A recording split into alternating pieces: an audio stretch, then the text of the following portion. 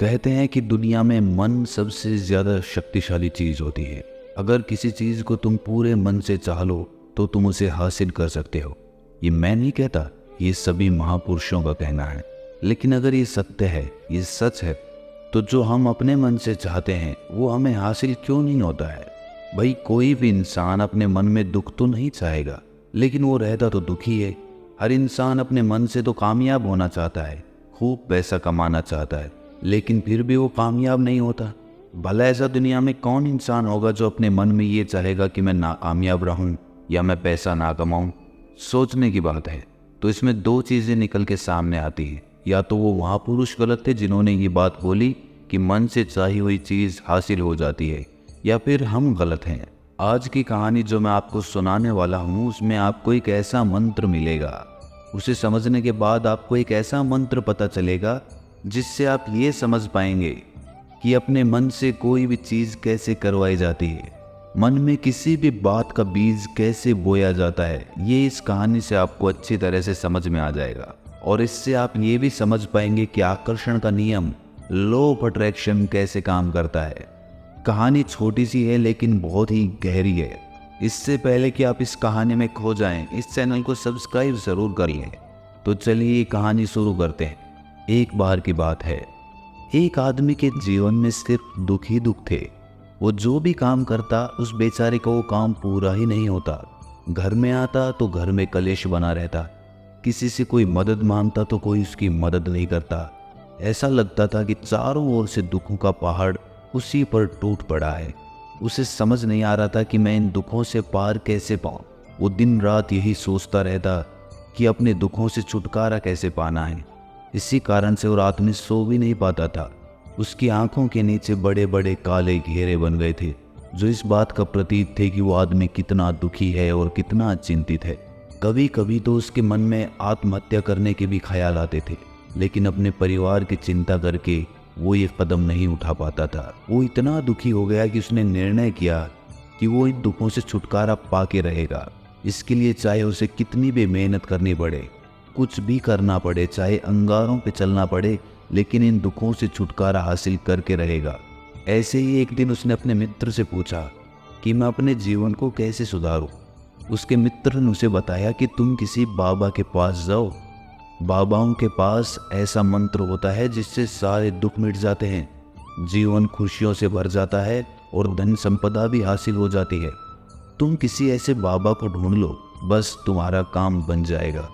उस आदमी के मन में ये बात पूरी तरह से पक्की बैठ गई कि कोई बाबा ही मेरा दुख दूर कर सकता है, और इसीलिए उसे किसी भी बाबा के बारे में पता चलता तो वो उस बाबा के पास पहुंच जाता। वो उस बाबा को अपनी समस्या बताता और उससे उसका समाधान पूछता और कहता कि बाबा, मैं कुछ भी करने के लिए तैयार हूँ, लेकिन मेरी इन समस्याओं से मुझे छुटकारा दिला दीजिए। आप जो कहेंगे मैं वो करूँगा, लेकिन मेरे जीवन को सुधार दीजिए। बाबा उसे कुछ टोने टोट के बता देते थे करने के लिए, और बदले में दान दक्षिणा ले लेते थे कि ये टोना टोटका करने के बाद तुम्हारे घर में सुख शांति बनी रहेगी, बस इस टोटके को पूरी विधि के साथ करना। वो आदमी घर लौटकर पूरी विधि के साथ टोने टोटके करने लगा, लेकिन बहुत टोने टोटके करने के बाद भी उसके जीवन में कुछ बदलाव नहीं आया। इसके विपरीत उसका जीवन और ज़्यादा दुखी हो गया। जो भी बाबा उसे टोना टोटका देता था, वो बदले में उससे दान दक्षिणा लेता था, जिससे उसका धन भी धीरे धीरे ख़त्म हो रहा था। इससे उसके जीवन में दुख और ज़्यादा बढ़ गए। तब उसे लगा कि बाबाओं के पास जाने से तो मेरे जीवन में दुख कम होने की बजाय बढ़ते ही जा रहे हैं, तो मुझे क्या करना चाहिए? बाबाओं के पास जाऊं या ना जाऊं? फिर एक दिन एक आदमी ने उसे बताया कि तुम अपने घर में किसी पंडित को बुलाकर हवन करवा लो। हवन होगा, घर शुद्ध हो जाएगा। कोई भी बुरी ऊर्जा होगी घर में तो वो घर से बाहर चली जाएगी। किसी पंडित को बुलाकर पूरे विधि विधानों से मंत्रोच्चारण कराओ और हवन कराओ, जिससे घर में सुख शांति आए। उस आदमी के मन में ये बात बैठ गई और उसने एक पंडित को अपने घर पर बुलाकर हवन करवा दिया। हवन अच्छी तरह से संपन्न हुआ। बदले में पंडित ने भी अच्छी दान दक्षिणा ली और उसके बाद वो वहाँ से विदा हो गया।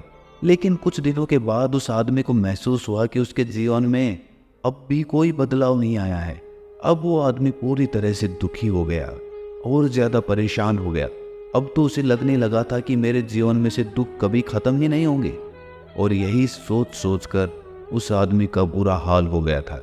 फिर एक दिन उसे अपने मित्र से एक ऐसे बाबा के बारे में पता चला जो समाधान बताने के लिए कोई दान दक्षिणा नहीं लेता था। उस आदमी को लगा कि ये बाबा दूसरे बाबाओं की तरह नहीं हो सकता, क्योंकि ये दान दक्षिणा तो लेता ही नहीं, और अगर दान दक्षिणा नहीं लेता तो ये सच में कोई सिद्ध बाबा होगा। और यही सोचकर वो उस बाबा के पास पहुंच जाता है। जब वो आदमी वहां पर पहुंचता है तो वो बाबा ध्यान में बैठे हुए थे। ये देखकर वो आदमी वहीं पर चुपचाप बैठकर ध्यान से बाहर आने का उनका इंतजार करने लगा। थोड़ी देर बाद बाबा ने आंखें खोली तो सामने एक दुखी और परेशान युवक को बैठे देखा। वो उसकी आंखों के नीचे काले घेरे देखते ही समझ गया कि ये आदमी अपने जीवन से कितना परेशान है। उसे संबोधित करते हुए बाबा ने पूछा कि बच्चा, क्या चाहते हो? बाबा के पास क्या लेने आए? उस आदमी ने कहा कि बाबा, मैं अपने जीवन से बहुत परेशान हूँ। मैंने इन दुखों को दूर करने के लिए बहुत सारे रास्ते अपनाए। हर वो तरकीब करके देखी जो किसी बाबा ने मुझे बताई। हर वो काम किया जो किसी भी इंसान ने मुझसे करने को कहा, लेकिन मेरे जीवन में दुखों में कोई कमी नहीं आई। बाबा, इसके विपरीत मेरे जीवन में दुखों में बढ़ोतरी हो गई। मुझे समझ नहीं आ रहा है कि मैं क्या करूं। कभी कभी तो मैं आत्महत्या करने की सोचता हूं, लेकिन अपने परिवार की सोचकर मैं ये कदम नहीं उठा पाता। मैंने आपके बारे में बहुत सुना है बाबा, और मैं बहुत उम्मीद के साथ आपके पास आया हूँ। कृपया करके मुझे कोई ऐसा मार्ग बताएं जिससे मुझे अपने दुखों से छुटकारा मिल जाए। मैं अपने दुखों से छुटकारा पाने के लिए कुछ भी करने को तैयार हूँ। आप मुझे कोई भी रास्ता बताएं, चाहे वो रास्ता कितना भी कठिन क्यों ना हो, मैं उसको पार करके रहूँगा। बाबा ने महसूस किया कि आदमी तो सच में बहुत परेशान है। बाबा ने उसकी बात सुनकर कहा कि बच्चा, दुखों को दूर करने के लिए मंत्र ऐसे ही नहीं मिलते। मंत्र पाने के लिए कुछ करना पड़ता है। तुम कुछ कर सकते हो? ये सुनकर पहले तो उस आदमी ने सोचा कि ये बाबा भी मुझसे दान दक्षिणा ही मांगेंगे, लेकिन और कोई रास्ता ना पाकर उस आदमी ने कहा कि बाबा, आपको जितनी भी दान दक्षिणा चाहिए मैं देने के लिए तैयार हूँ, लेकिन आपका मंत्र सच्चा होना चाहिए, वो पूरा होना चाहिए, उसका फल मुझे मिलना चाहिए। उसके बाद मैं आपको जो भी दान दक्षिणा लेना चाहते हो वो दे दूंगा। बाबा ने कहा कि दान दक्षिणा तो बहुत छोटी सी चीज़ है, मुझे वो नहीं चाहिए। इस पर वो आदमी सोच विचार करके बोला, तो बाबा, मैं अंगारों पे भी चलने के लिए तैयार हूँ, आप मुझे बस आज्ञा दीजिए। बाबा ने कहा कि अंगारों पे चलने वाली छोटी चीज़ मैं तुमसे नहीं कराने वाला। मैं जो तुमसे कराने वाला हूँ वो बहुत कठिन मंत्र है, उसे पूरा कर पाओगे? बाबा ने कहा कि बाबा, आप मुझे बताइए तो सही, मुझे करना क्या होगा? मैं कुछ भी करने को तैयार हूँ। इस पर बाबा ने उसे कहा कि यहाँ से जब तुम अपने घर जाओ तो रास्ते में अपने मन में ये दोहराते जाना कि मैं सुखी हूँ, मैं सुखी हूँ, मैं सुखी हूँ। बार बार अपने मन में यही दोहराना, और याद रहे, जुबान पर ये नहीं आना चाहिए, ये सिर्फ मन में दोहराना है। ये सुनकर वो आदमी बोला, बाबा, बस इतनी सी बात? ये तो मैं चुटकी बजा के कर लूँगा, लेकिन इससे होगा क्या? बाबा बोले कि इस मंत्र को करके देखो। वैसे भी तुमने इतने बाबाओं के मंत्र किए हैं, तो इस मंत्र को भी करके देख ली। उस आदमी ने सोचा कि बाबा कुछ दान दक्षिणा तो ले नहीं रहे, और छोटा सा मंत्र है, इसे तो मैं कर ही लूँगा। वो बोला, ठीक है बाबा, मैं ये मंत्र ज़रूर करूँगा। वो आदमी ये कहकर वहाँ से उठकर चलने लगा, लेकिन जैसे ही वो चलने लगा, पीछे से बाबा ने बोला कि बच्चा, एक बात याद रखना, जब तुम ये मंत्र अपने मन में दोहराओ तो तुम्हारे मन में बंदर के विचार नहीं आने चाहिए, बंदर का ख्याल भी नहीं आना चाहिए, तो ही ये मंत्र सिद्ध होगा। वो आदमी बोला, मुझे तो आज तक बंदर का कोई विचार नहीं आया, तो अब क्यों आएगा? आप चिंता मत करिए बाबा, मैं बस मन में यही दोहराऊंगा कि मैं सुखी हूँ, मैं सुखी हूँ। इसके अलावा बंदर का कोई विचार मेरे मन में नहीं आएगा। ये कहकर वो आदमी वहां से चल दिया। वो अपने मन में मैं सुखी हूँ, मैं सुखी हूँ ये दोहराता हुआ थोड़ी दूर ही चला था कि उसके मन में अचानक बंदर का ख्याल आ गया। बंदर का ख्याल एक बार आया और चला भी गया, लेकिन उस आदमी ने सोचा कि आज तक तो मुझे बंदर का कोई विचार नहीं आया, ये आज बंदर का विचार क्यों आ गया। और ऐसे करके उसने उस बंदर के विचार को पकड़ लिया। वो ये भूल गया कि मुझे क्या मंत्र दोहराना है और वो बंदर के बारे में सोचने लगा। जब थोड़ी देर बाद उसे फिर से होश आया तो वो फिर से अपना वही मंत्र दोहराने लगा जो बाबा ने उसे बताया था, मैं सुखी हूँ, मैं सुखी हूँ। लेकिन अचानक से उसे सामने एक बंदर दिखाई दिया और ये देखकर उसके मन में फिर से बंदर का विचार उठ गया और वो अपने अंदर से इस विचार को बाहर फेंकना चाहता था। वो चाहता था कि मेरे अंदर किसी भी तरह बंदर का विचार ना आए, लेकिन उसे तो सामने बंदर ही दिखाई दे गया। ऐसे ही जद्दोजहद करते करते वो घर पे पहुंचा और घर पे पहुंचने के बाद अपनी पत्नी को कहा कि हे बंदरिया, मुझे खाने में बंदर परोस दो। और जब उसे एहसास हुआ कि उसने क्या बोल दिया तो वो अपने बाल नोचने लगा।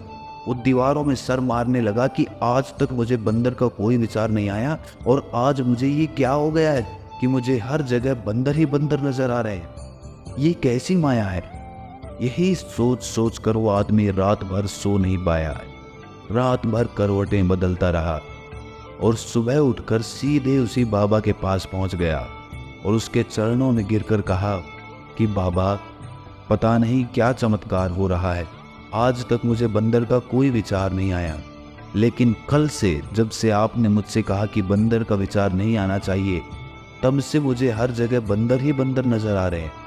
उस आदमी ने कहा कि बाबा, मुझे तो आपके पीछे पेड़ पर बैठा हुआ बंदर भी केले खाता हुआ दिखाई दे रहा है, ये हो क्या रहा है बाबा। ये सुनकर बाबा हंसने लगे। बच्चा, मन का जाल एक ऐसा जाल है जिसे समझ पाना इतना आसान नहीं है। बंदर तो तुम्हारे रास्ते में पहले भी आते थे।